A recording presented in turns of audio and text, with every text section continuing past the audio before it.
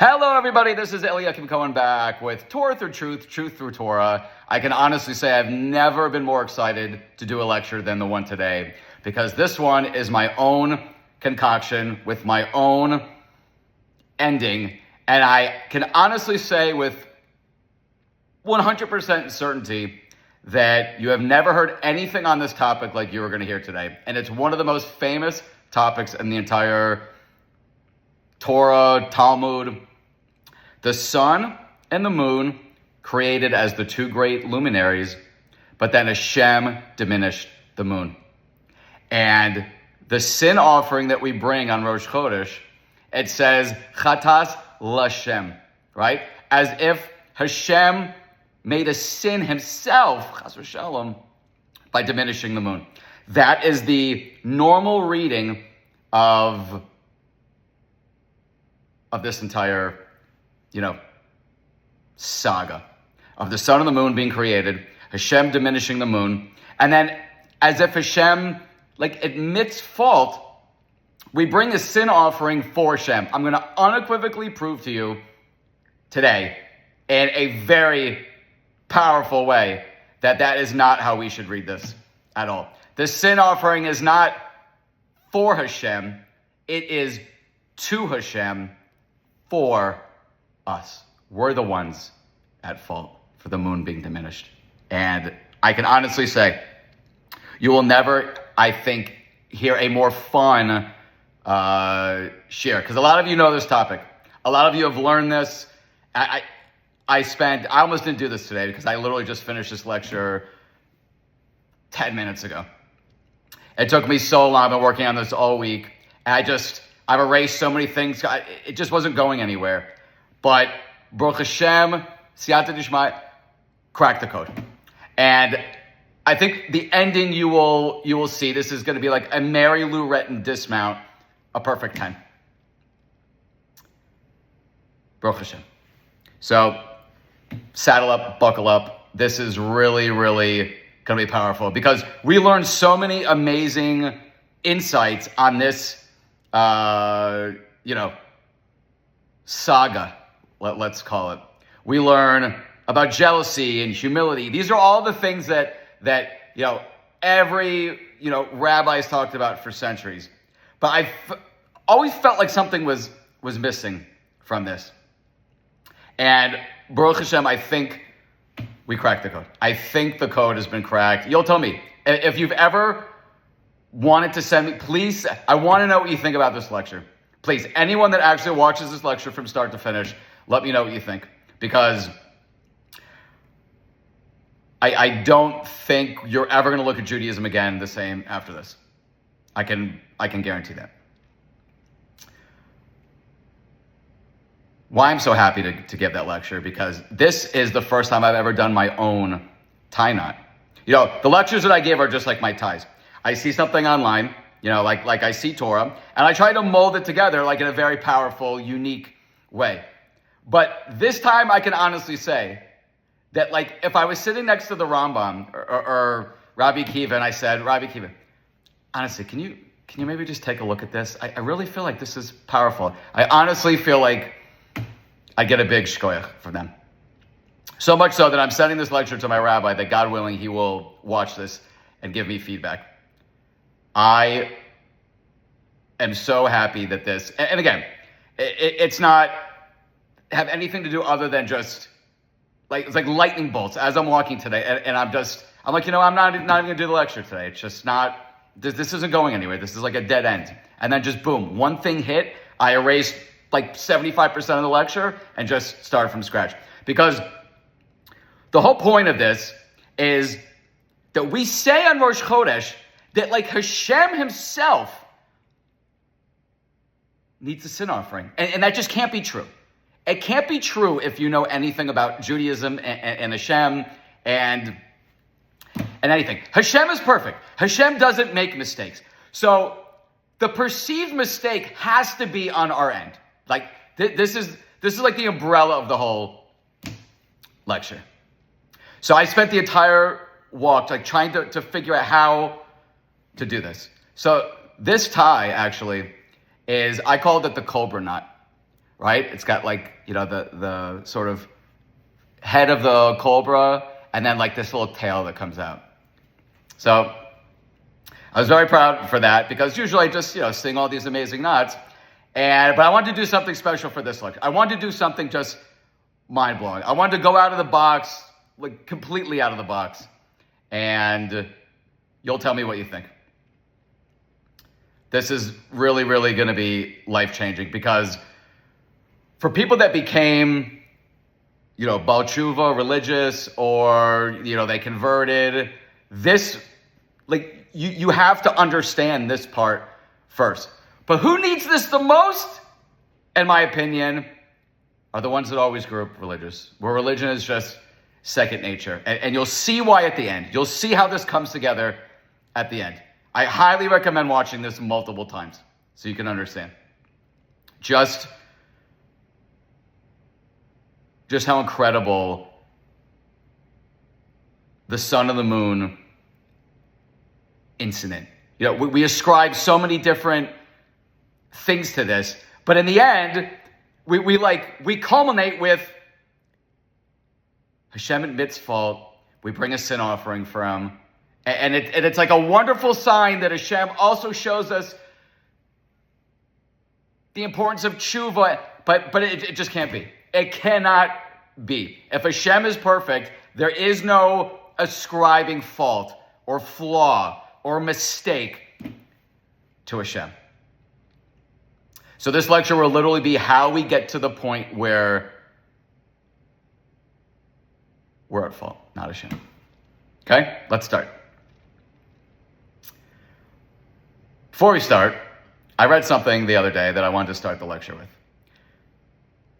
Just heard Israeli-American writer Dan Senior report that on surveys of Christian teenagers visiting Israel, when asked what their most moving and memorable thing they experienced, whether it's the Western Wall, maybe going to the Golan Heights, it was none of those. They consistently reported spending Shabbos dinner with an Israeli family was the most moving experience, specifically when the parents were blessing their children. That's very important for this lecture, right? Because we talk about a lot. We're the only ones in the world called children of Hashem. The Jews are the only ones called Banim Hashem, right? Famous machlokes between Rabbi Meir and Rabbi Yehuda. We're Banim Hashem. Rabbi Yehuda says we're Banim Hashem when we act like Banim, like we act like children of God. But when we don't, we're servants of Hashem. And we see like the child to servant as one's greater than the other, but maybe that's not true. And this is what keep that in the back of your mind. Maybe we've looked at so many things in Judaism from a little bit of a tilted lens. If we can ascribe any sort of like imperfection or mistake to Hashem, maybe that's totally on us. Maybe we need to reread this entire episode again, and that's what we're going to do. So how does this episode start? Before we start, we need to talk about the Hebrew prefix lamed, right? Lamed can either mean 2 or 4, right? Like when we say, Ani holech lebrecha, I'm going to the pool. Or we say, like, Kaniti zeh la'aba shili, I got this for my dad. So it could be 2 or 4. How we read this is the whole lecture. How we read the part that in Rosh Chodesh of Musaf, right? Rosh Chodesh Musaf, we read, and it's unique among all the Musafs of the entire year. We say that it's a chatas lashem. It could be, of course, a sin offering to God, like we are bringing a sin offering to God. But it's translated by Chazal as for God, as if Hashem made a mistake, and we bring this offering like for him. That Hashem acknowledges he did something wrong with the moon, and we're bringing this for Hashem. And we learn so many beautiful things from this, but I don't think that's what it is.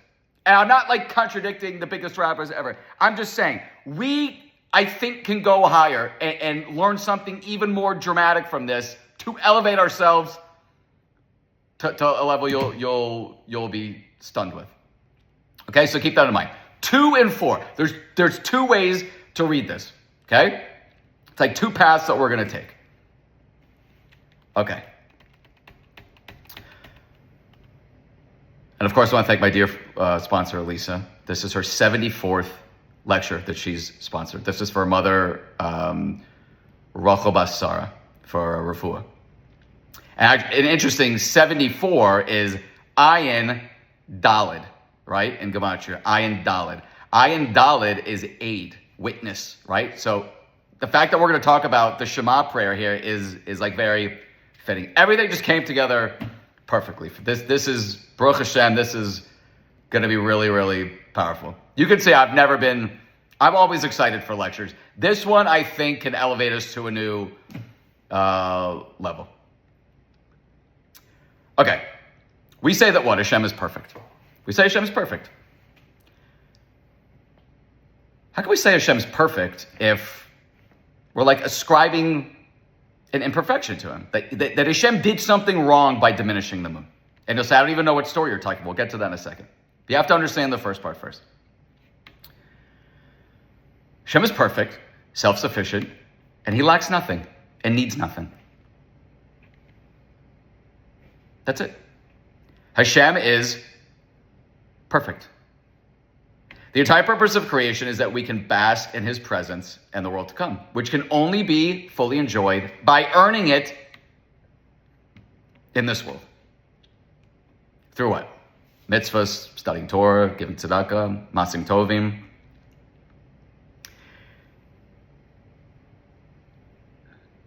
So in essence, Hashem needs us to do our part, basically.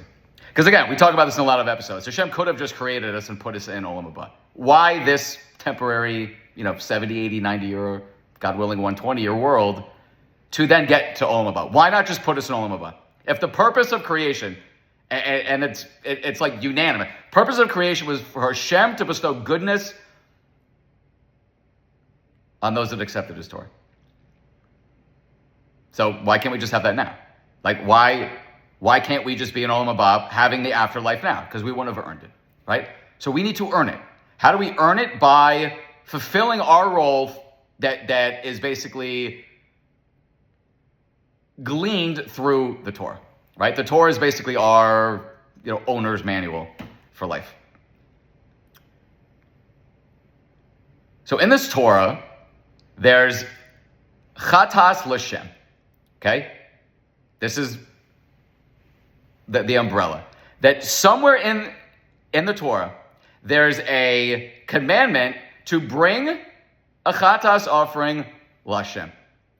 And the sages say that this is because Hashem diminished the size of the moon.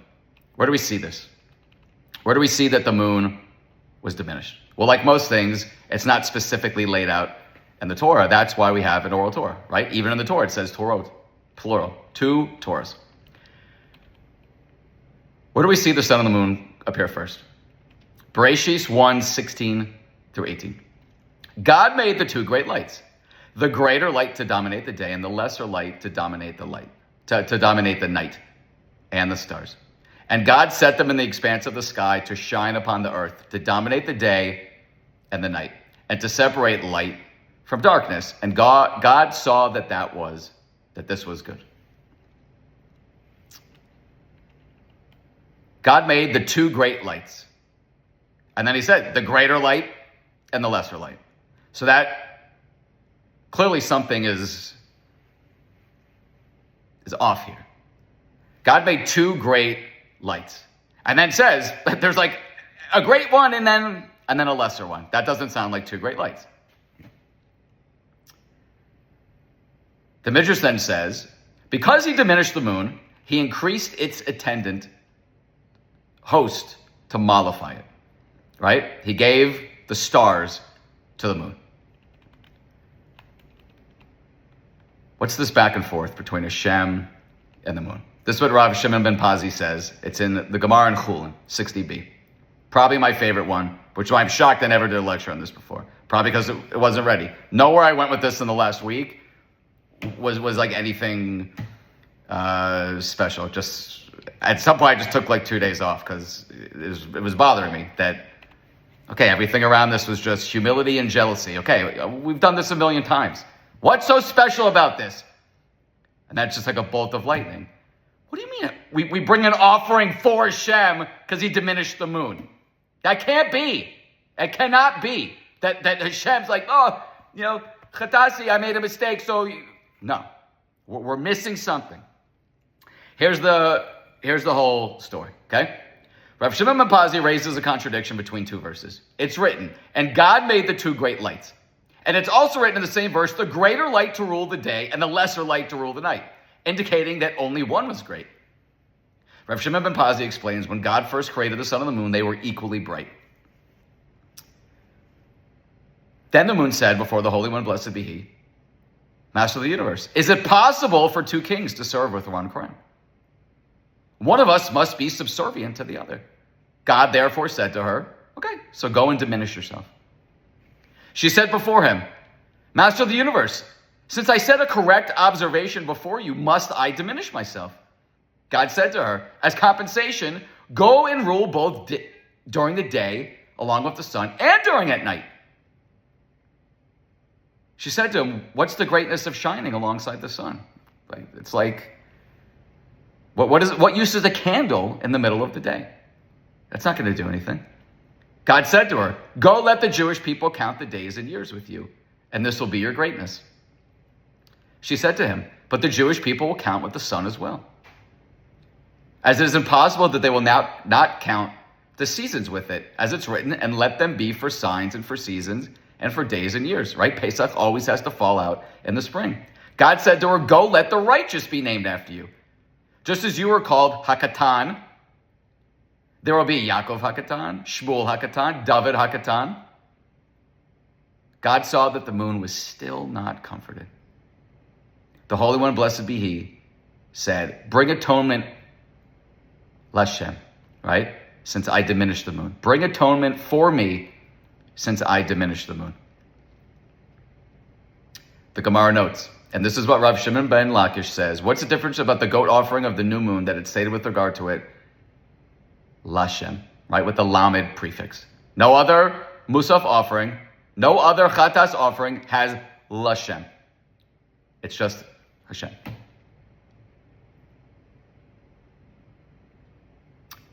For the Lord. The Holy One, blessed be he, said, this goat shall be an atonement for me for having diminished the size of the moon.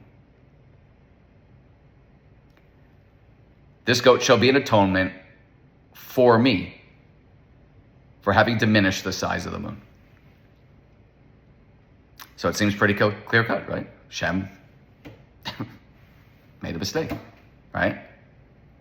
Bring atonement for me since I diminished the moon.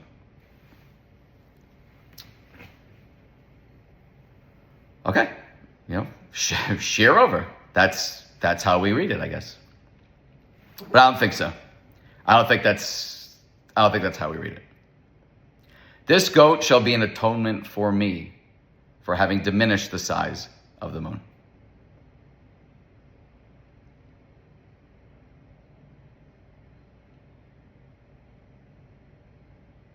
There's two paths you can take in life. There's two ways you can read this. In my opinion, this is the easy way. This is the easy way out. Because again, there's two lameds. The lamed could be 2 or 4. Two paths we can take with this right here. Okay? Chatas Lashem. We learned so many amazing. And again, I'm not saying this isn't correct. I mean, certainly I'm not contradicting Rav Shimon ben Pazi and Reish Lakish. Chas v'shalom a million times. This is one path that you can take. I think there's a much, much higher path. I think the easy path here is to say, Hashem messed up. The harder path, in my opinion, is to say, no, we messed up. Hashem, you did nothing wrong. This chatas l'Hashem is still from us to you, not for you, being brought by us. Why? How? Where do we go from here? Okay, a little bit of background on this. Not only did the moon make itself much smaller, but originally at the time of creation, it had its own source of light. After downsizing, the moon accepted a status of only being able to reflect the light of the sun, foregoing being a source of light on its own. That's the known way to read this. But at the end, you'll see the Rambam says something that will blow your mind and gives credence to exactly what I'm saying, that there's a high level to read this. And in my opinion, it's the highest level that we can achieve as Jews. Is it a level that, any of us are on? Probably not.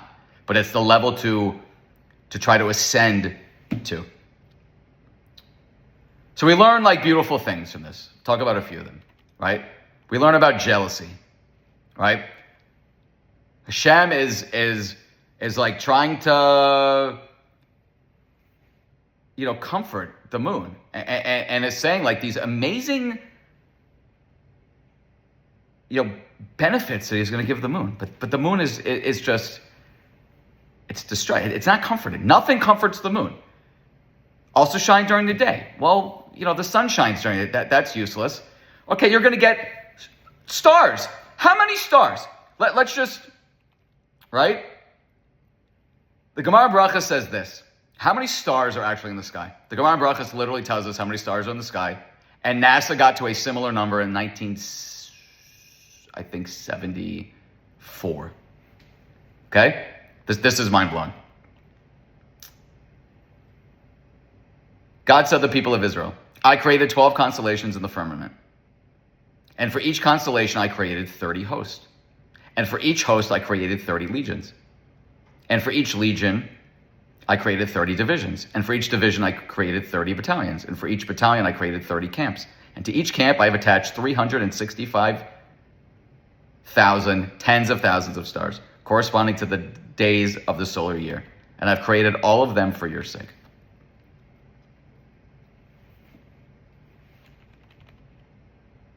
This is what Hashem says to the Jewish people. Hashem gave the moon all of these stars for us. Let's do the math, right? 1,000 times 10,000 is 10 million right there. Okay? That was the very end, right? Then multiply that by 365 times 10 million. We're now at 3,650,000,000,000. Then you have to multiply that by 30 camps, then 30 battalions, then 30. You get to a number that's 10 to the 18th, right? NASA came up, I think it was 10 to the 17th. They've also said 10 to the 19th. Whatever. Clearly, clearly the Jews knew something. We knew exactly how many stars there were in the sky. Because on any given night, you can see 4,000 stars. So for this to be in the Talmud 2,000 years ago, clearly, we had information that was not readily available to the rest of the world. So what's the point of this? Who cares? Well, the point is,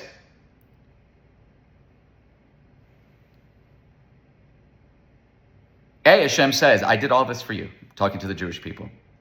But the stars were given to the dominion of the moon, right?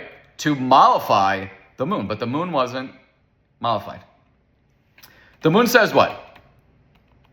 Master of the universe, since I said a correct observation before you, must I diminish myself? The reason this always bothered me is because not only, in my opinion, did the moon say something like a correct observation, but it feels like the moon was doing this likvod Hashem. Right? What do we say? Shema Yisrael Hashem Elokeinu Hashem Echad. Right? Echad. Hashem is one. Hashem creates two great luminaries, two kings. The moon is basically saying, Hashem, You're echad. There can't be two kings. That's not how you created the world. You created the world yourself. You're echad. Two kings. It goes against creation. This is my always reading of this. Not only did the moon say something correct, but it was like the moon was going like above and beyond for Hashem. Right? What do we do when we did the Dalet lecture, right? The letter Dalet. What do we say? The Dalet is composed of a resh and a little yud, right? What's the difference between the Dalet and the resh? It's that little yud at the end. And it fixes a yud to the upper right corner of the resh. The resh becomes a Dalet. The yud is a very small letter, represents humility. That humility is what separates the resh from the Dalet, right? So critical is that little yud, that little tiny dot, that if chas v'shalom, a Torah scroll, that echad, and Shema Yisrael Hashem Elokeinu Hashem, echad, right? Where the ayin and the dalet, right? This is Lisa's 74th lecture. Ayin, dalet is 74. It would read what? Acher, right? Shema Yisrael Hashem Elokeinu Hashem, chas v'shalom, acher. That there's other gods, right? The Midrash says if one switches the resh for the dalet, he's literally destroying all the worlds.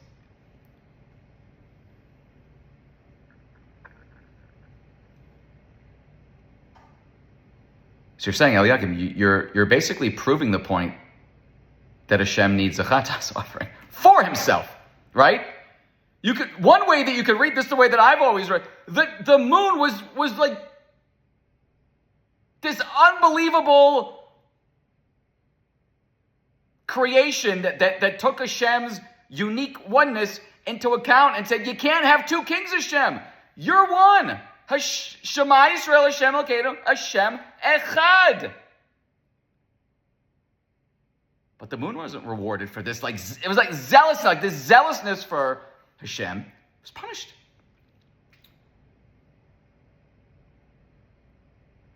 So seemingly Hashem, the moon was sticking up for you, right? Why would you diminish the moon? Chazal debate about this. The moon's complaint was seen as inappropriate. Its diminishment was a consequence, teaching a lesson about humility and the need for order. Some interpretations suggest that while the moon was wrong, Hashem could have taught the same lesson by making the sun larger instead of the moon smaller. Right?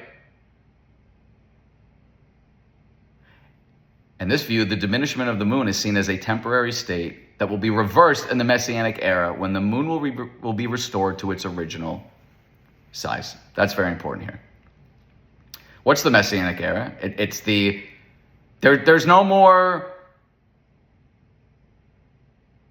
why did Hashem do that? There's no more questioning Hashem. Hashem is just, the world's as clear as day at that point, right? So as of now, I'm basically disproving my entire point. I'm trying to tell you the moon didn't make an inappropriate suggestion. The moon was zealous for Hashem. So even more so, why would the moon be diminished?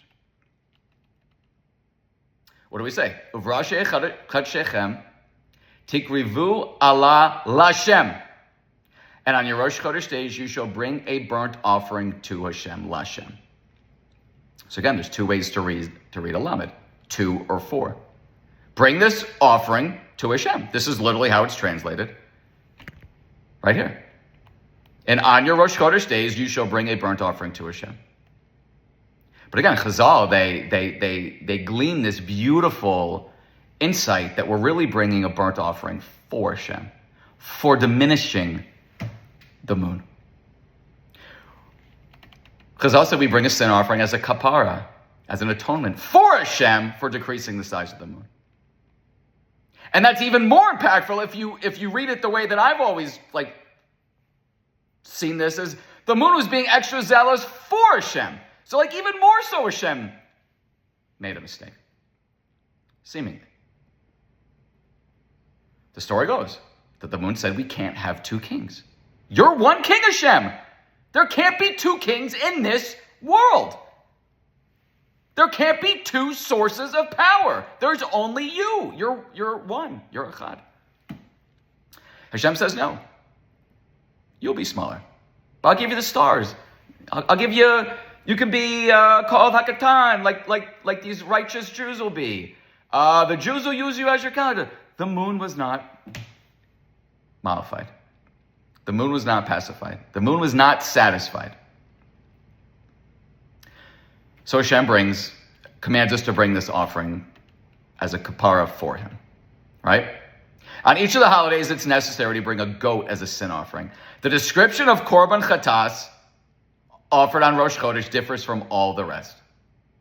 It's the only one that it says, Chatas Lashem, as if it atones for a misdeed by Hashem. Rashi cites the Talmudic explanation, bring a kapara for me for shrinking the moon. This idea demands clarification. Hashem does not sin and certainly requires no atonement. Okay? Although the Musaf offering and Rosh Chodesh and the rest of the holidays share the same components, an ascent offering of 1 or 2 bulls, a ram, and 7 sheep, and a he-goat for a sin offering. The language the Torah uses to describe the he-goat sin offering of Rosh Chodesh is the only one that's unique. Only for the sin offering of Rosh Chodesh does the verse describe it as a sin offering to God. Rosh Chodesh is what? Does Rosh Chodesh have anything to do with the sun? No, Rosh Chodesh is entirely dependent on the moon. When the moon is seen again, it's Rosh Chodesh, right? So the moon does what? It waxes and wanes, waxes and wanes, waxes and wanes. Or does it? Why would God need atonement? And how could we affect the atonement? And why on Rosh Chodesh? The sages' comments become even more confounding. Why is the he-goat of Rosh Chodesh different in that it says for Hashem? May this he-goat be an atonement for me for diminishing the moon. Right? That's what it says in the Gemara in Shavuos. God is the God of love, who educates man and mankind. Through the changing phases of the moon, he has shown us a model for ourselves. With each recurring new moon, Rosh Chodesh teaches that, like the moon, we are capable of renewing ourselves, of attaining light after darkness. On Rosh Chodesh, we are taught that the sinner can still be for God and renew himself in his commitments. Moreover, the sin offering is for God. The ability to sin, the need for atonement, and the possibility of cleansing oneself and elevating oneself out of the depths of sin. These are all for God.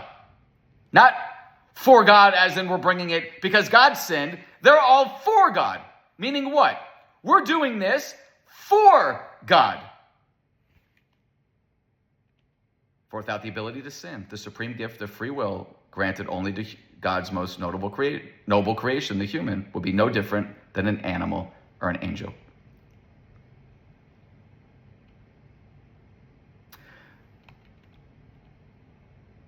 So what are we saying here? The sin offering is for God. The ability to sin, the need for atonement, and the possibility of cleansing oneself and elevating oneself out of the depths of sin, these are all what? Lashem. Not for God, as in he needs to, he needs atonement. We're doing all of this for God. We're elevating ourselves for God. Okay, we're getting a little bit closer on the right track, right?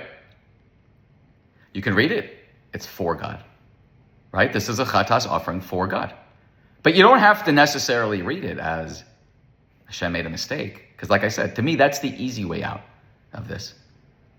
Hashem doesn't make mistakes. There's a much deeper lesson. We're getting on the right track. We're heating up, right? All the things that we do, cleansing ourselves from sin, elevating ourselves, or what? We do these, why? For Hashem, okay?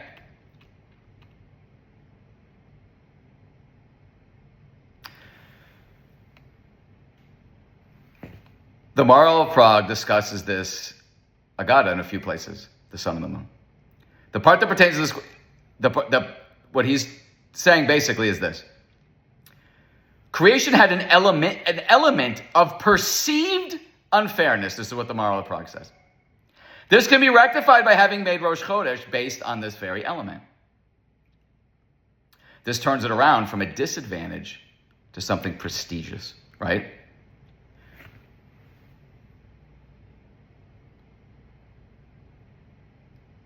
The moon was diminished. We have Rosh Chodesh to begin with because the moon now is smaller and it waxes and wanes. So the Jewish people, we base the Rosh Chodesh on the moon, right? There's two luminaries in the sky, two great luminaries. One we see is the sun. There's a much smaller one, the moon, right? The moral of Prague says what? There is a perceived unfairness. The word perceived is intrinsic to this entire lecture. It's the foundation of this whole lecture, okay? There is an element of a perceived unfairness. This can be rectified by the sin offering on Rosh Chodesh, right? How are we perceiving this sin offering? The easy way is perceiving it as a sin offering for Hashem. Hashem, you made the moon small. It's not fair.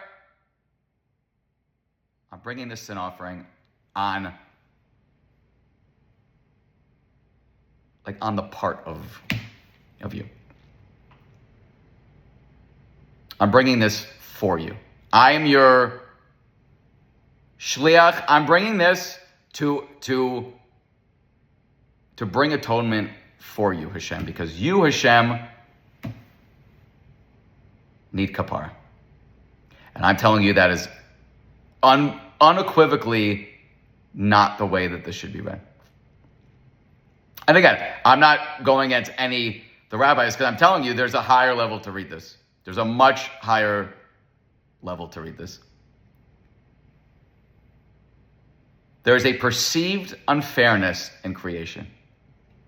And it's seen specifically in the sun and the moon. The moon makes, forget about just like a good suggestion, like the moon says. The moon, you can read it as made an unbelievable act of zealousness for Hashem and was still diminished. It looks unfair.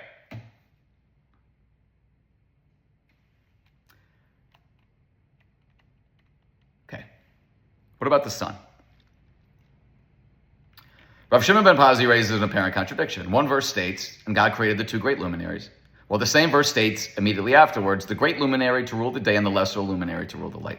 He answers that originally the sun and the moon were created as equals. However, the moon objected to the creation of two great luminaries based on the claim, is it possible for two kings to share one crown? God answered the moon saying, go and diminish yourself. Rashi explains the apparent contradiction as follows. The first part of the verse, the two great luminaries, implies that they were of equal size. The latter part, which speaks of the greater and lesser luminary, shows that they were of different size.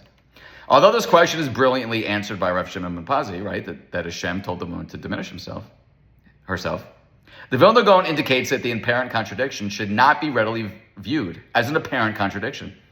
He suggests that both of the luminaries were called great because they were both large compared to other objects created. But one was created larger and one was created smaller. Why, therefore, should Rav Shimon ben Pazi understand the phrase two great luminaries to mean they were both of equal size? The Vilna Gaon offers an answer based on the Gemara in Maseches Yoma, which states that it was unnecessary for the Torah to state the word two regarding something that's plural. A plural noun is always implies two unless there is a word that teaches a larger quantity. This is so because the minimum of plural is two. Therefore, in the verse of the two great luminaries, the word luminaries would have indicated that there were two, but of unknown size or sizes. It must be, reasons Rav Shimon ben Pazi, that the extra word two in respect to the luminaries is written in the Torah to teach that the two great luminaries were originally identical in size.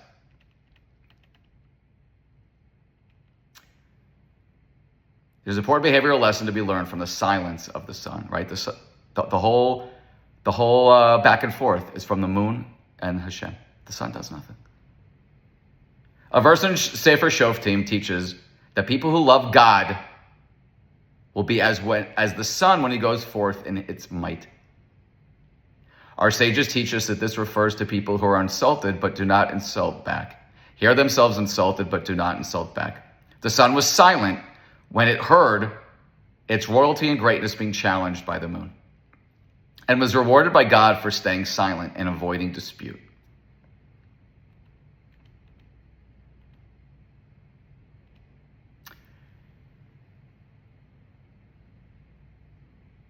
Who else is constantly being challenged? Right? The sun was silent when it heard its royalty and greatness being challenged by the moon.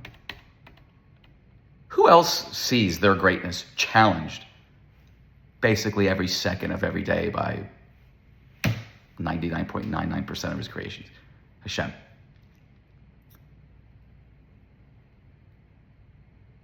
Think of the thousands of years in Jewish history. All the insults, all the complaints, all the questions, all the tirades, all the flat-out rejections of Hashem.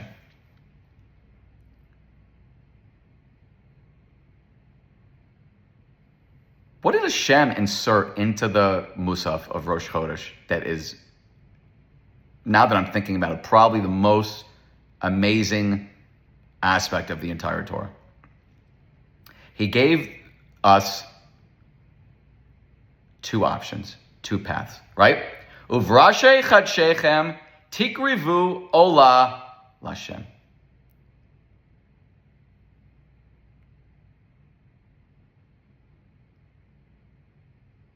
We could bring a sin offering to Hashem, or we can bring one for Hashem. What's the greater level? Ascribing imperfection to Hashem? Or trying to figure out why this story is the essence of Hashem being perfect? Clearly the latter. Clearly we need to figure out why in this Hashem is still perfect. And like the Maharal Prague says, there's only a perceived imperfection here. Okay? Now let's get to the crux here.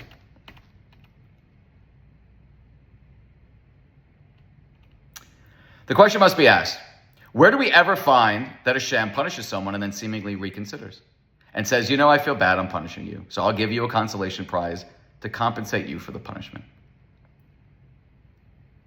The moon acted improperly by complaining about the two rulers, right? So Hashem commanded her to minimize herself. Hashem is not a parent who has second thoughts. Maybe I punished the moon too severely. Maybe I could have done it better. Maybe. Hashem does not act like that. What he does is just. If it's proper that the moon to make itself smaller, then there was no need for any consolation prize, right? All those stars, those literally 10 to the 18th power of stars to console the moon.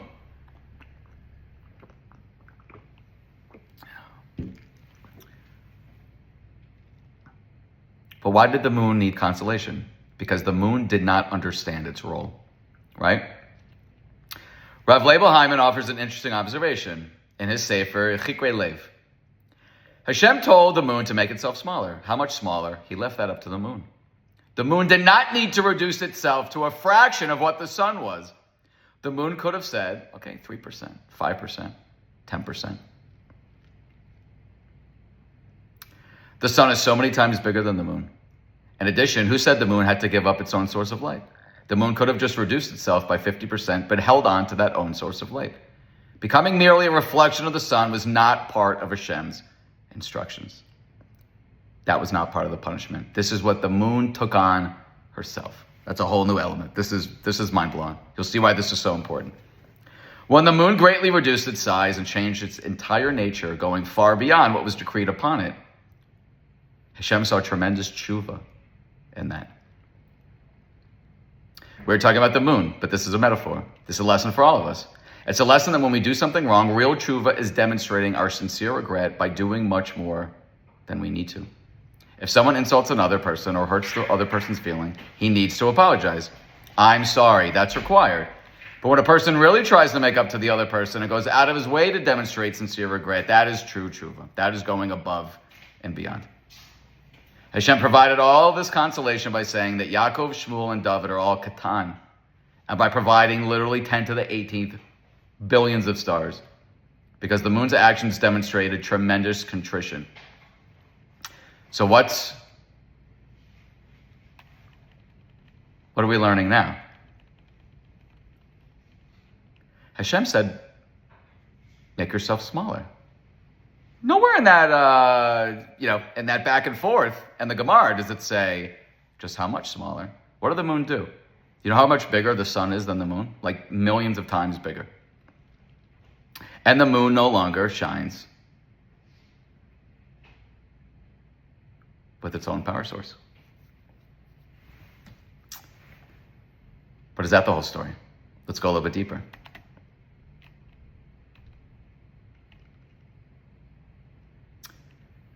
Hashem himself declares he needs atonement, theoretically. Perhaps this is because after the fact, and the view of the moon's failure, there was a sense that the test was too hard. Admittedly, the test was not originally meant to diminish the moon, rather the opposite, to allow real growth in terms of character, through relinquishing the design for power. The test was a worthy one, but the end result is that the moon fails. However, according to Frankel, the essence of the declaration, bring atonement for me, is not a statement of guilt, but is meant to offer the moon another chance by presenting a model for self-diminishment.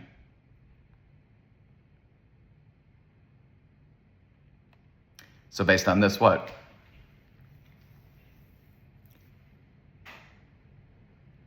It wasn't Hashem's guilt. It was what? Bring atonement for me is not a statement of guilt. It's meant to what? Offer the moon another chance to what? To view the situation differently. Where do we see amazing proofs to this? Okay.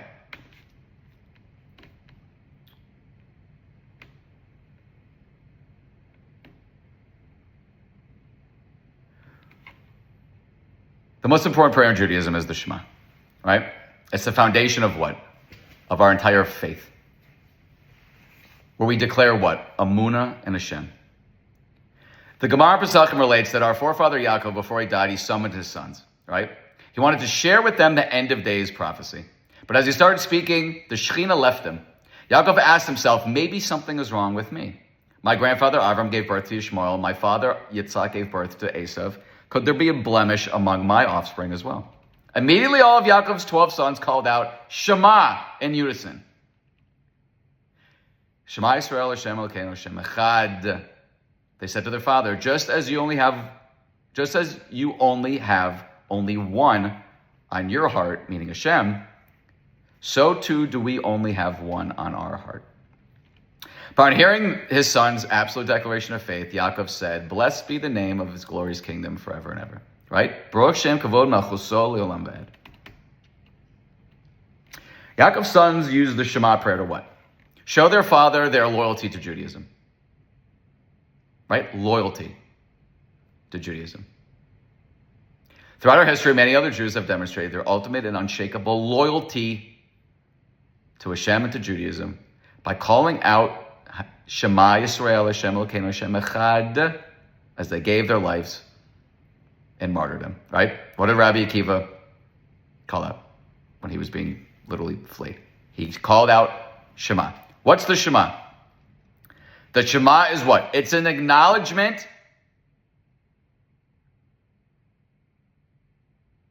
that you're perfect.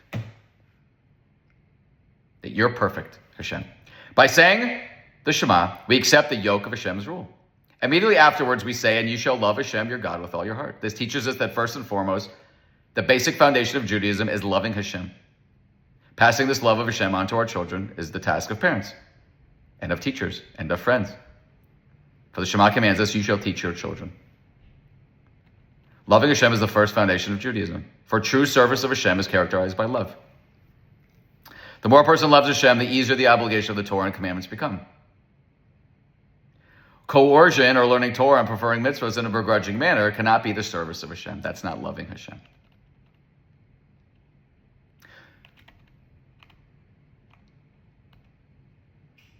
We say in the Shema, you should love Hashem with all your heart, with your evil inclination, your Yetzer Hara, and your Yetzer Tov, which means you shall love Hashem and nothing else. Despite your evil inclination, you don't succumb to lust, bodily appetites, for you've overcome them. We also say we shall love Hashem with all of our soul, meaning what? That even if Hashem takes away our soul, meaning our life, we still what? Have total dedication and submission to Hashem. With all your might. This means with all your money. A person's money is very important to him. Some people would rather die than lose their money. If that's so, if someone is willing to give up his life for Hashem, certainly they should be willing to give up their money for Hashem. And with all your might, what's the biggest thing that all of this means together? Whatever Hashem does, we accept with what? Absolute faith and joy. And thanking Hashem for everything. Why? Because Hashem is what? Hashem is perfect. Okay, we're getting close. Now, before we get to the whole punchline, I'm going to just try to contradict my whole premise based on something Rabbi Nachman said.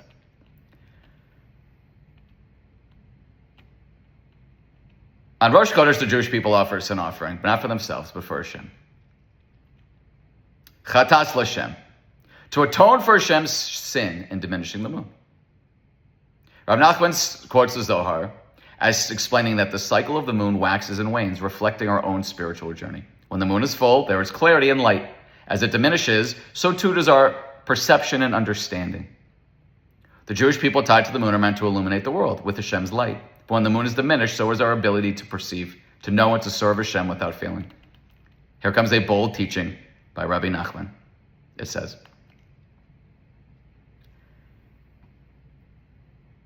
he writes that on Rosh Hashanah, our one opening, our one plea is that since Rosh Hashanah is also Rosh Chodesh, we offer a sin offering for Hashem, for diminishing the moon. And since all the darkness and stumbling comes from this diminishment, it's as if we're saying to Hashem, you are responsible for my failing, for my sins. You diminished the moon, you created the darkness and confusion that allows for mistakes and frustration and failure. This is the opening, the point of the appeal on the day of judgment.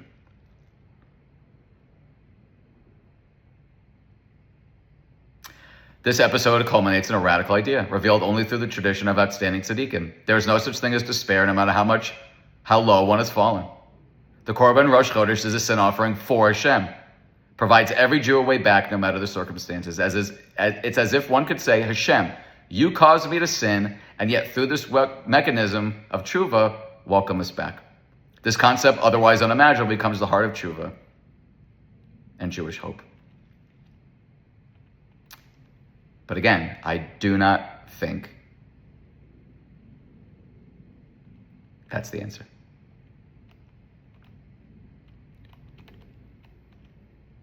Why? How do we tie this together? Because you know what? The easiest and the most comforting thing would be is just to go with this. I mean, Rabbi Nachman literally says, it's as if one could say, Hashem, you caused me to sin. But there's a mechanism of truth. There's a way back, right? And it brings us what? It brings us hope.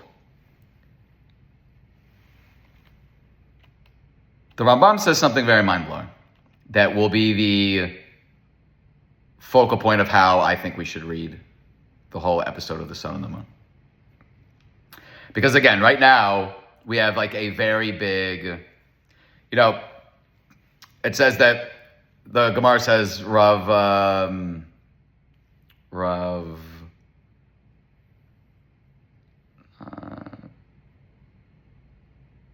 Avdimi, I think, says that when Hashem offered us the Torah, he literally held Har Sinai like over us and said, if you're not going to accept the Torah, like you're going to die under this mountain. And then the Gemara says, well, I mean, doesn't this sort of give us like a good out? Hashem, like we accepted the Torah, but through coercion, right? And then it says, no, because when the Purim story came, we like permanently accepted the Torah out of what? Out of love and dedication to Hashem. But again, even in the Gemara, there's always like this need for trying to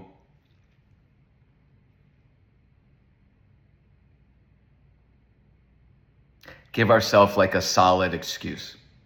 I'll give you another example. Rabbis in the Gemara are arguing like I could free the world from punishment because it says in the Torah, in Tanakh, that we're like drunks, right? And drunks, it says that someone that's drunk on the level of Lot, right, is not responsible for any of their actions. So this rabbi is basically saying, I can go to Shemayim and free the Jewish people from punishment because I can say, Hashem, you compared us to drunks, so if we're compared to drunks, we're not responsible. So again, they're not trying to like get out of punishment or anything. They're just trying to show that within there's this need, there's this yearning to have like a way out, to have this basic conversation with Hashem, which is, I didn't ask to be created, right? It's even a back and forth between Hillel and Shai. We didn't ask to be created, so then how can you punish us, right? There seems to be something in creation that we feel we can argue with Hashem about. That we feel that there's some sort of justification for having this sort of moon discussion with Hashem. We have this yearning to find some perceived out or flaw or loophole in the system. And Hashem himself literally gives us this out if you want to take it. Right? You can read the Chatas L'Shem as a sin offering for God. As if Hashem made a mistake by diminishing the moon, and we are now bringing atonement for Hashem. Right? When we do the kapara, right, with either money or a chicken, right? You can do the kapara for like a child, right? Like a 5-year-old kid's not going to swing a chicken over his head. So you can do the atonement for the child. So again, the way to read this, Rabbi Nachman just said it like very powerfully.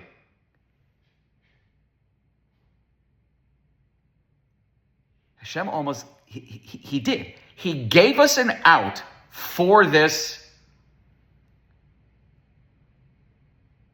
like derech, for this path of basically trying to say, Hashem, I don't agree with what you did here. Or you went a little too far here. We see this all throughout Jewish history. Why did October 7th happen? Why did the Holocaust happen? Why did the Inquisition happen? We keep having tainas on Hashem. It's also all over the Gemara. Again. But that's not the highest level. Hashem's saying, I know how I created you. I know you're going to have these questions. If you want to bring this offering for me, like I need kapara, you can do that. But that's not the level you should want to be at. That's not the highest level. Ascribing any sort of imperfection to Hashem is a real imperfection in our part. Why? Here's the dismount. Let's like coalesce this, okay? Let's get this into final form. The Rambam says something really, really powerful. He states that the moon does not generate its own light, but it's a reflection of the sun's light. According to the Toldos Yaakov Yosef, the moon initially complained to God because it thought it did generate its own light. God's response, go diminish yourself, was intended to teach the moon the true nature of its illumination. It's as if he told the moon, you think you provide your own light because you're close to the sun? Once you create some distance, you will see on your own, yourself, that you're small. This is not the straightforward understanding of the Talmud in which God literally makes the moon smaller. According to this new approach, describes how the luminaries appeared. The second half of the verse clarifies what there actually were. Hashem never created two equal kings in the first place.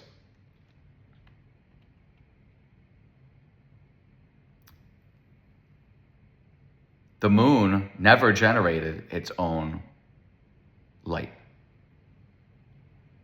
The moon thought it generated its own light. The moon complained to God because it thought it did generate its own light. Go and diminish yourself. Meaning what? Take a step back. Take a step back, analyze yourself. Analyze where you are in the world. Analyze specifically how you read this and how you'd like to read this. Would you like to read this as, that's awesome, sounds good to me. I mean, even Hashem, I'm going to stand in front of the court of heaven. You sinned here. Even Hashem sinned, that's why we bring them. No.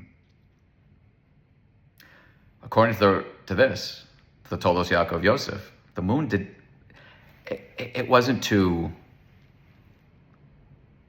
great luminaries. Hashem never created two equal kings. The moon perceived this as two kings wearing the same crown. It was a what? It was a flaw in perception. Who talked about perception? The Maharal of Prague. Right?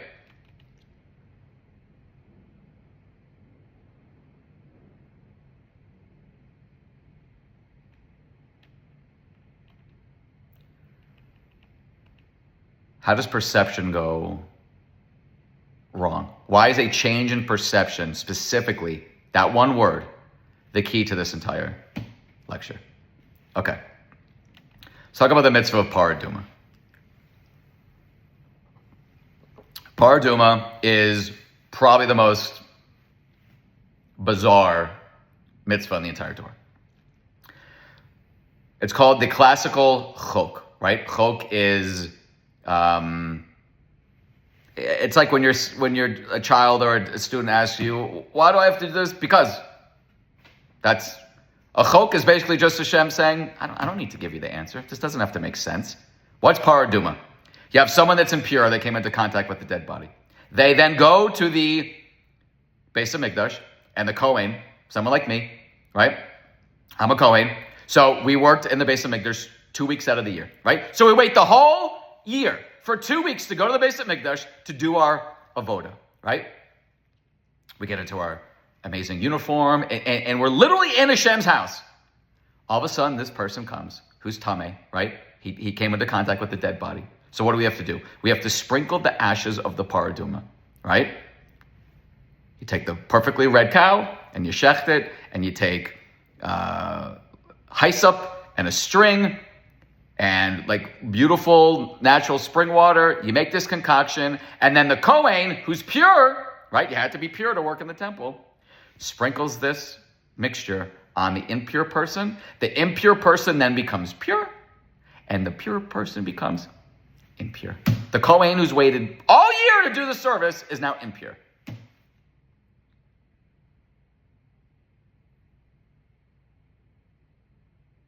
How does everyone relate to this mitzvah? That's not fair, right? So this mitzvah is called the classical chok, meaning what? This is the mitzvah that embodies why do bad things happen to good people? Why is there a perceived unfairness in the world? This mitzvah is so perplexing that even the wisest person who ever lived found it like inexplicable. Shlomo Melech, King Solomon. He agonized over this mitzvah. And when he realized that he could not understand this mitzvah, he basically realize that he doesn't understand any mitzvah. If sprinkling upon a Atone person makes him tahor, right? Sprinkling on an impure person makes him pure. How in the world does the pure person then become impure? Yet Rabbi Akiva says it makes him tameh. And Rabbi Akiva, it's with reference to this that King Shlomo said, I said I will get wisdom, but it is far from me. He did not understand this mitzvah. And the sages say this refers to the fact that he who sprinkles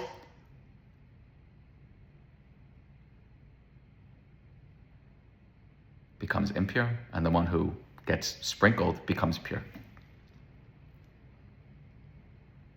The Sefer Chinuch, who provides reasons for almost all the mitzvahs, when writing about Paraduma, states, my hands grew weak and I was afraid to open my mouth. Meaning, I do not know how to explain this. There's no explanation for this. It is literally a chok. It is Hashem basically saying what? Because. And you'll say, but so many of the mitzvahs make sense. But this one doesn't. No. Again, everything is perception. We're reading this wrong. What does the Beis Halevi say?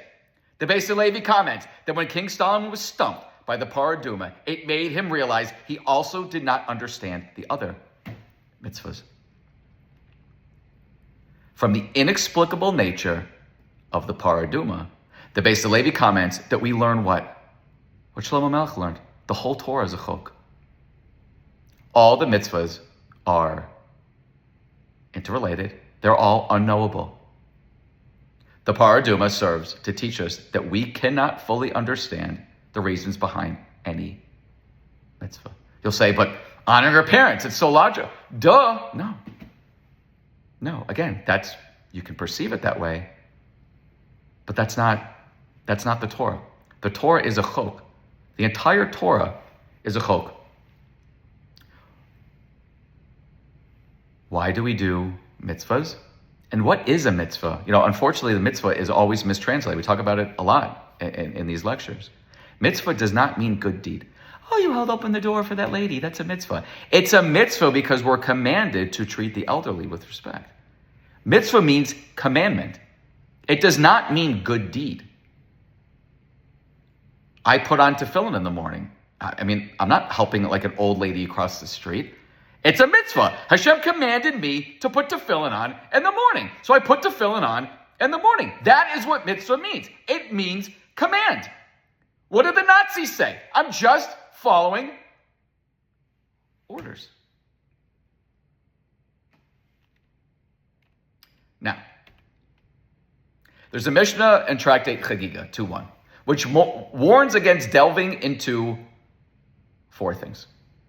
It says this: anyone who looks at four things, it would have been better had he not come into the world. What is above, what is below, what is before, and what is after. It's talking about creation. Like this world, right? What's above, what's below, what's before, and what's after. Anyone who looks at these four things, anyone who delves into these four things, anyone who questions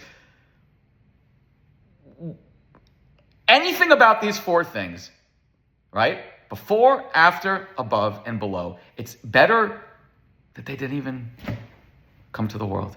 Well, what are all four of these things? What came before creation? Hashem. What's above creation? Hashem. What's after creation? Hashem. And what's below creation? Hashem. Meaning what? Anyone who's analyzing or questioning or,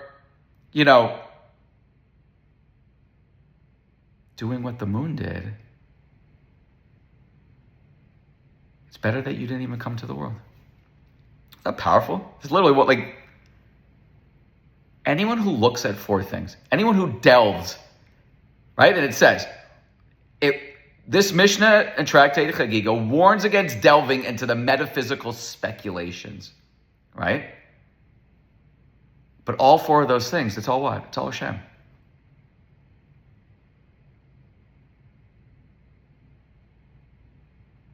How does that tie in with what we're talking about? Very, very, very succinctly, it ties in. Why? Where do we see the sun and the moon again? Sun and the moon appear again, much later on in history, in another wondrous part in the Talmud. Talking about Parshas Korach, right? Talking about Korach and his band. They assembled against Moshe and Aaron.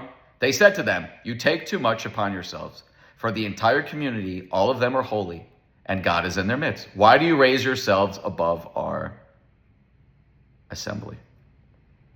They complained that what? Moshe was the king and Aaron was the Kohen Gadol, right? What was Korach's reasoning? He used the analogies of tzitzis and mezuzah to argue that if the people were holy, they no longer needed leaders to mediate between them and God. He was essentially arguing that with the people's holiness, a holy leader like Moshe was redundant. A point he raised with others, and he got people to follow him. Korach was not challenging Moshe personally, but the foundation of religious leadership and the concept of divine law, which he claimed Moshe was fabricating for personal gain. He sought to invalidate the belief that Hashem had given the Torah through Moshe. Right? What does this have to do with the sun and the moon? Do you see something interesting here? What do the moon say to Hashem? Can't be two kings. Can't have two rulers at once. And then Korach's basically saying, what? We're all kings. How dare you be one king? We're all kings. We're all Kohen Gadols. You're not any more special than the rest of us. How dare you, Moshe? And what happened? Not only was the rebellion unsuccessful, Hashem literally created something in creation to swallow them up. So again, you see how it's sort of you can see where the sun and the moon aspect come in, right? The moon complains there could only be one king. Can't have two kings. And Korach basically says the opposite. We're all kings. So what happens? The Midrash Tanchuma brings a beautiful sort of parable. The sun and the moon called a strike, right? They moved to the fourth layer of heavens, which houses a duplicate of the Beis HaMikdash. They refused to carry out their cosmic duties until Hashem intervened on behalf of Moshe and Aaron in the rebellion against Korach. The sun and the moon were in the dark about how this rebellion was going to turn out. Hashem had already prepared for the ground to swallow up Korach and his rebels from the days before creation, right? Just waiting for Moshe to ask for help. God points out to them that their work stoppage shows that what? Their priorities are all wrong. After all, both the sun and the moon have been worshipped by people. One might expect that this would have caused moral outrage on the part of the sun and the moon, but it didn't, right? People worship the sun, people worship the moon. How could anyone dare worship celestial bodies when there's only one Hashem? Yet the sun and the moon did not protest this terrible affront to Hashem. Instead, they were concerned about the honor of Moshe and Aaron. So they staged a work stoppage. The Gemara tells us that when Korach challenged Moshe's authority, it was the sun and the moon that appeared before God and said, "If you side with the son of Amram," meaning Moshe, "then we will continue to shine. If not, we will stop shining." What's the significance of this statement from the Gemara? One commentator points out that the sun and the moon were originally of equal greatness, and that the moon was diminished because two kings cannot rule with one crown. This was exactly one of the problems with Korach's argument. So the sun and the moon were particularly appropriate participants in this issue. Notice that not only must the sun acknowledge the situation, but so must the moon, right? Korach's downfall was his lack of acceptance of a moon-like role. But what happened to the sun and the moon? After God's rebuke, the sun and the moon realized the error of their ways and their serious lapse in judgment. The sun and the moon were so embarrassed they were unable to carry out their celestial duties. According to the Midrash, Hashem literally shoots them with arrows every day to get them to return to their assigned orbit.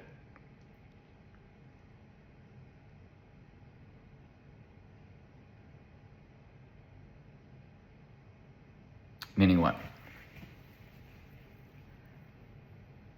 The moon learned from his, from his diminishment, right? And when he sees the same exact situation of sort of the reverse, of Korach saying, we're all kings. The moon is coming and saying, there's only one king, right?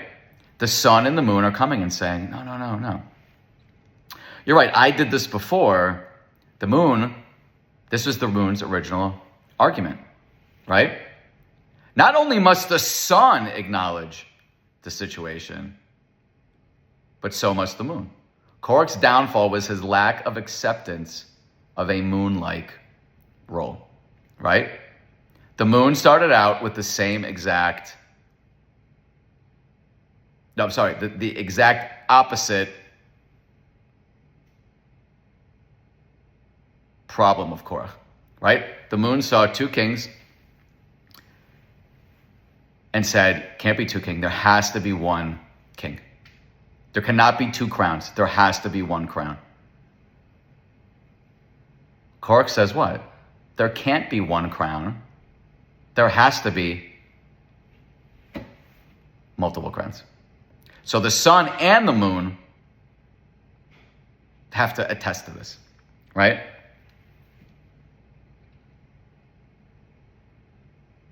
The sun and the moon were so embarrassed they were unable to carry out their celestial duties, that they came to the defense of a person, of Moshe, and still we're not at the level of being what? Faithful servants. Did the moon ever protest that people were bowing down to the moon? No. Did the sun ever protest that people were bowing down to the sun? No. The sun and the moon came in basically a flipped scenario from creation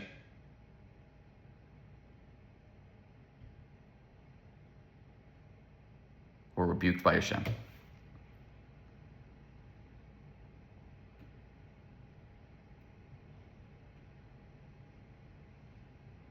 Why?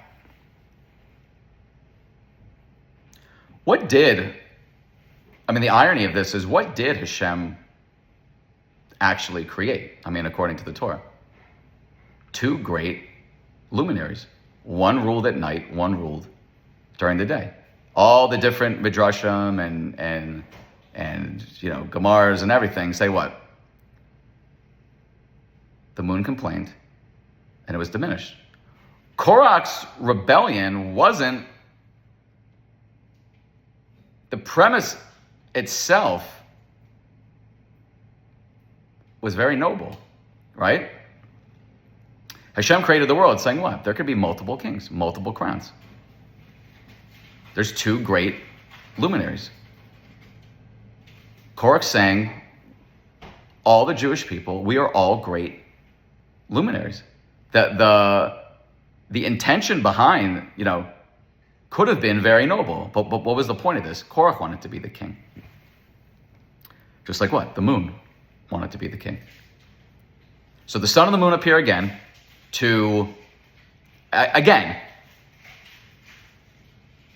interject in creation, right? Interject in kingship and power and light and illumination and levels. But again, what? Again, they got it wrong. Why? What's the proof? The Midrash literally says, the sun and the moon were rebuked by Hashem. For what? For meddling. For meddling in this. And even when they were meddling, it was for man. They didn't care when people were bowing down to the sun. They didn't care when people were bowing down to the moon. Hashem rebukes them for, you cared meddling with, to come to the defense of Moshe. Why didn't you ever come to my defense? People are bowing down to you instead of knowing that there's Hashem, Echad. I didn't see you meddling there. We're getting very close. Speaking of Moshe, Moshe says what? When we first meet Moshe, Hashem tells him, go to Egypt and tell the Yehudim that Hashem's going to redeem them, right?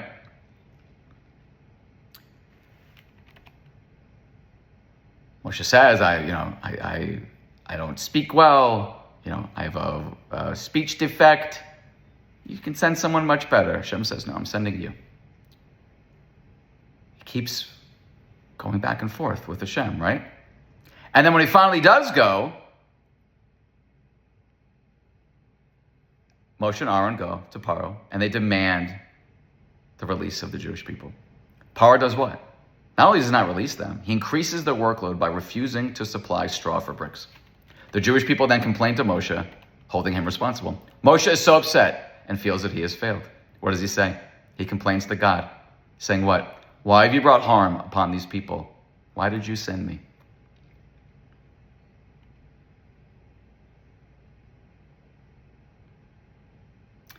The exchange begins, Parshas Vayera, and God answers Moshe by reiterating the bris that he made with the patriarchs, right?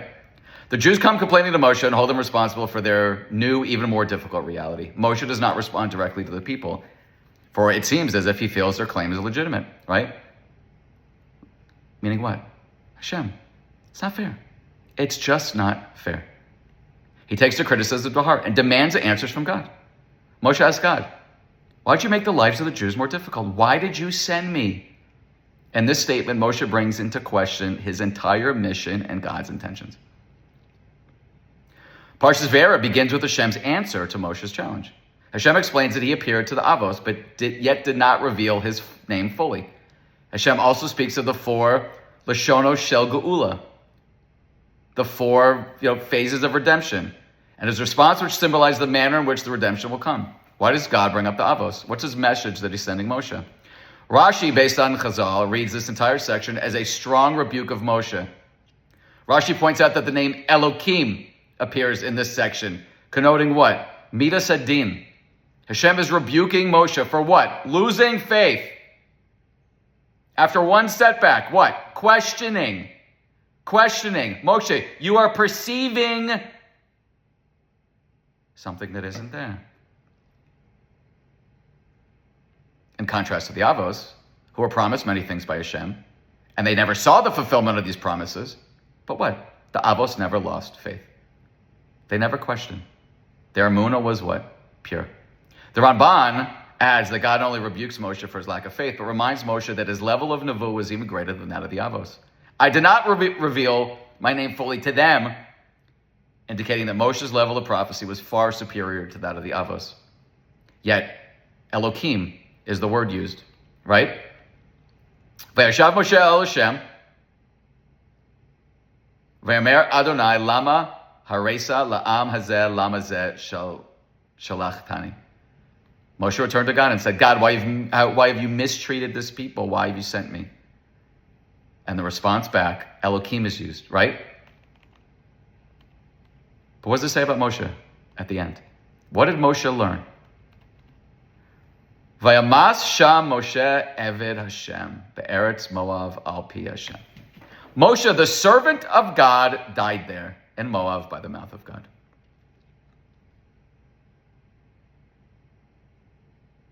Eved means what? Servant. Also means slave, right? Moshe is called at the end. This is Moshe, the servant of God, died there. The one attribute that it's using at the very end about Moshe was what? He was an Eved. He was a servant, right? He was a slave to Hashem. The Torah prescribes that a Jewish servant who wishes to remain permanently in servitude, right? Jews can be freed. He loves his master's home and his family, is given a permanent mark, a hole in the ear, as an everlasting reminder of his choice. Rashi explains, based on the Talmud, that the ear that heard on Mount Sinai that the Jewish people are called God's servants are not to be servants of others. is to be drilled with an awl as a stark reminder of his poor life choice. The Talmud taught us that the truly free person is someone whose guide in life is the Torah. A truly free person is someone that is who?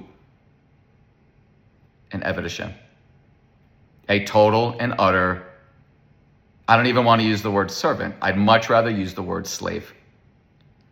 A truly free person is someone that is a total and utter slave of Hashem. Eved of Hashem. The Torah's instruction to bore a hole in his ear of the Jewish servant was to remind everyone of just the opposite idea. That this slave belonged to no other human, but rather was to be a slave, a servant of God. That was the message of the drilled ear. Freedom and independence mean that we bow to no one but our Creator. What's more proof of this? What does Hashem say about Eov, right? Job. V'yamer Hashem el Satan, hasamta libcha el avdi Eov. The Lord said to the adversary, to the Satan, have you paid attention to my servant Job? Right? El avdi Eov. Ki ein kamohu be'eretz ish tam ve'yashar yirei Elokim. There is none like him in the earth, a sincere and upright man. Yirei Elokim, v'sar mareh, v'yodenu machazik, v'sumaso. God-fearing, shunning evil, and he still maintains his sincerity.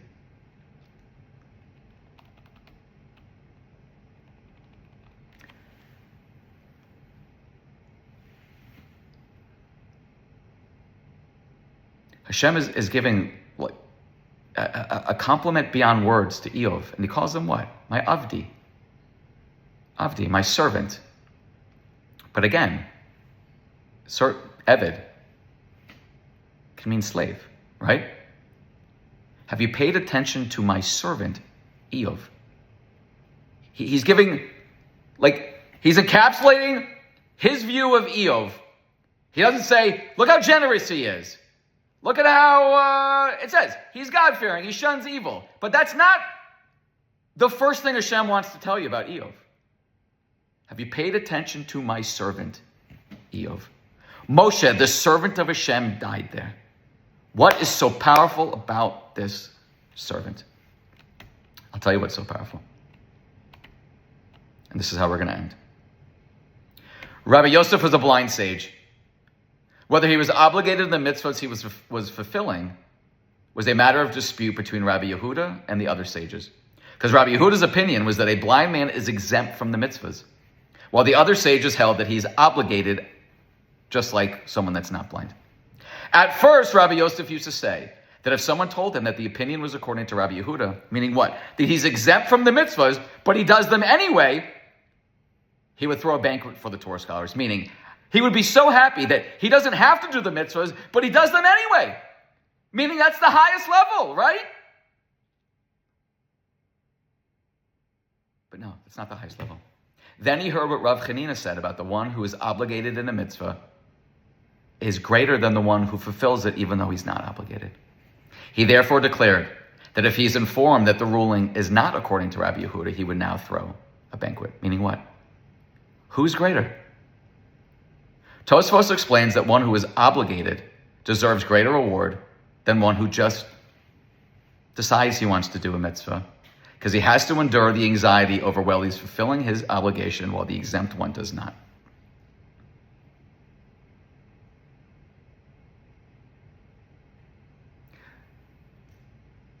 Being commanded to do something is greater than taking the initiative and doing it yourself. Right? This is what Rav Chanina is saying. There's two ways that we view our relationship with Hashem, right? The son, banim, right? Child, and what? Eved, a servant, a slave. And we always say, of course, being the son of the king is much greater than being the servant of the king. But is it? Is it truly to the king?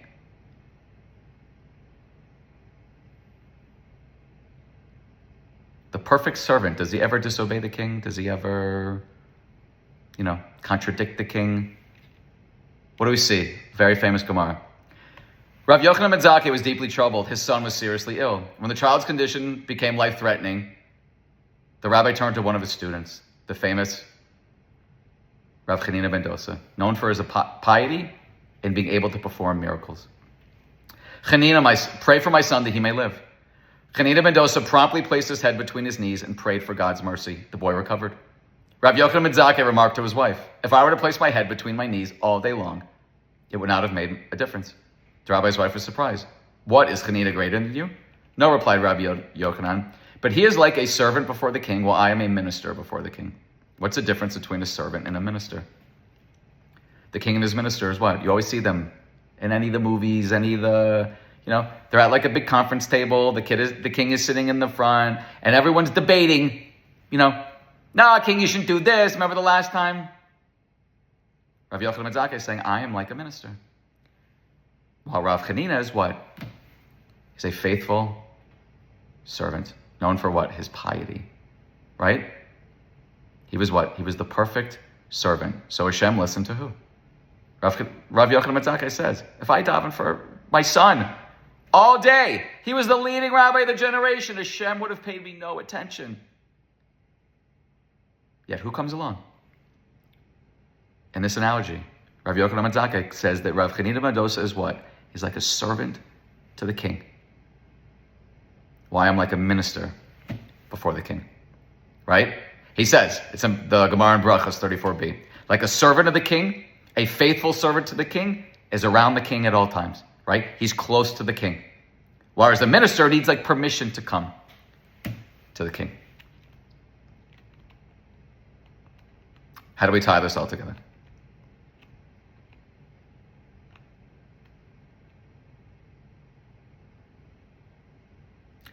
What exactly is a sin? A sin is what? A sin is an act against the will of Hashem. It's a transgression of Hashem's law, which can be categorized as public act of disobedience, betrayal of one's faith, or any behavior that is dishonest or harmful to others, but specifically to Hashem. Right? The most severe form is called Chilul Hashem. What's actually a sin? What really is a sin? A sin is a servant that doesn't obey his master. Right? We're not angels. One day a year, we pretend that we're angels. We have what? We were given a brain, 190 trillion connections in the brain. To do what? We analyze, we critically think, we take situations, we impose on every situation our own biases, our own whatever. Does a slave do that? Does an Eved do that? No. When the king says, go bring me water, the Eved brings him water. He doesn't say, king, you know what? I just read on the internet that having too much water, could give you a... No. A son might do that, right? A minister might do that.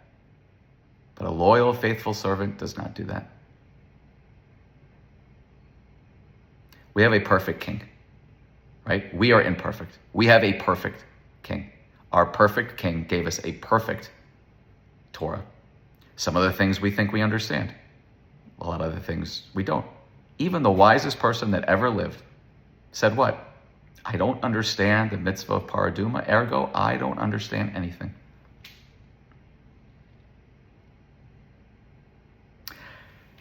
Moshe was called what? It's like the greatest person that ever lived, right? No one will ever rise like Moshe, right? How is he described at the end of his life, right? At the beginning of his, when we see Moshe, he did what? Hashem says, go redeem the Jewish people. I have a speech disorder. And then he goes and it doesn't turn out the way. Why'd you send me, Hashem? Now it's even harder for them. Your plan's not working. Right? Hashem created two luminaries. What happened? Can't be two kings. Yeah, it's like this. And then the sun and the moon come back again, thinking that they're rectifying the situation. Now we're not going to shine for Moshe because, you've proven that there can only be one king.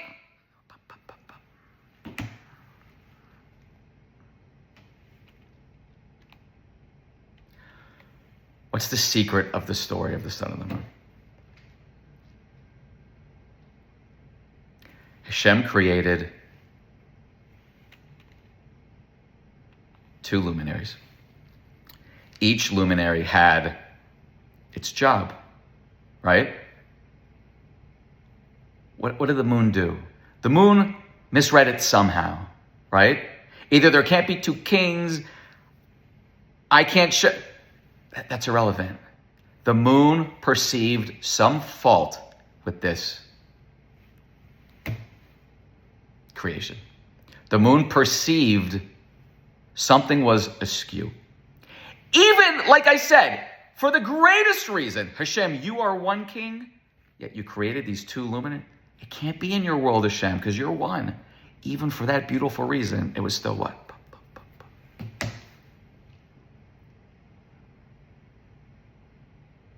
What's the true secret of this entire story? And again, there's two ways to read it. You can take the regular way, the normal way, the way that Chazal, the sages illuminate this beautifully. Or you can go a little deeper. You can say, yes, Hashem gave us a way out. Hashem acknowledges that there's imperfection in his creation, that there's a flaw, that he was too harsh on them. All these different things. You can do that if you want to. If that's the level you'd like to be at, you can do that. You can be like that son, the prince, that goes in, but you didn't act with the kingdom the way that you should have. You can ascribe some sort of imperfection, the Holocaust was a little too harsh. That's what my cousin always says. He said Hashem went too far. That's what my cousin always says. And he's totally observant. But he says Hashem went too far. And Hashem will say, okay, if that's how you want to read the Rosh Chodesh offering of Chatas L'Shem, that me, Hashem, need some sort of kapara? Okay, you can do that. And you're not going to be wrong. And Chazal illuminates it so beautifully, and it gives so many people hope. If even Hashem can make a mistake, how much more so can we? But that is not the way that we should want to read this. We should not want the easy way out. We should not want to ascribe any sort of imperfection or flaw or mistake to Hashem. What's the proof of this? Does the moon really wax and wane? No. Is the moon like a cookie that has bites taken out of it every month and then gets rebaked the next month? No. The moon is the same size every single day. The moon doesn't wax and wane. The moon is that same size circular ball every second of every day. What waxes and wanes? Our perception of it. We look outside sometimes. We see a full moon. 15 days later, we see what? We see no moon. Did the moon disappear? No. It's still full. It's still there. It's the same moon. We have the flaw, the mistake. We don't perceive it correctly. We think that, the Jewish people wax and wane. We think that life gets good and bad. We think that this is something that's beneficial and this is something harmful. We are the ones that need to what? Bring a chatas, what? L'Shem. But what lamed are we going to use? Which definition of the lamed? Which prefix of the lamed? Hashem, you know what? Could have done better. You messed up. Or what? Hashem, I'm sorry. I'm sorry that I perceive the moon as full sometimes and empty sometimes. I'm sorry that I perceived, life's getting better the last month, or life's getting Not as good the last month. I'm sorry, Hashem, that me, the Jew, have the perception problem. We wouldn't dare ever ascribe anything negative to you, Hashem. That's the true lesson of this. Did the moon make a good suggestion? Of course. Was the moon, in my example, so zealous for Hashem? Yeah, but what? The moon should have just been what? The perfect servant.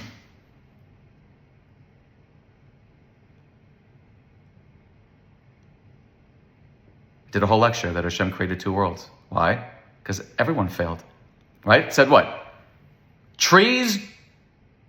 Fruit trees bearing fruit. And then it says what? Just trees bearing fruit. What happened to fruit trees bearing fruit? Where are the fruit? What do the trees say? The trees said, the bark was supposed to taste just like the fruit. And they had what? If the bark tastes like the fruit, people are going to keep chopping down the trees, and then there's going to be no trees. Again, what? Ascribing what? A flaw, a mistake. You messed up, Hashem.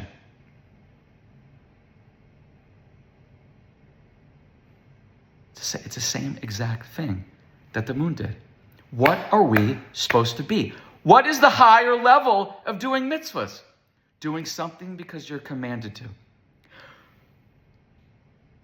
Rav Yochanan Zakkai understood this. He said what? Is Rav Chanina greater than me? Does he know? No, but why does Hashem listen to him? When he davened, why? Because he was what? He was the pious servant, right? He was the slave. When Hashem says, do this, it doesn't matter if, I don't really understand, I feel like I wish Hashem, no. Hashem says, do this, so I do this. Just like that the perfect servant of the king says, go do this, and the servant does it, right? But unlike the king, who has no, connection with the servant, and the servant is not appreciated by, a flesh and earth king, we are, right? We're, of course, the children of Hashem. But being the children of Hashem gives us what? It gives us that little bit of what? Of an out. It gives us that little bit of closeness, familiarity. Dad, you made a mistake, right?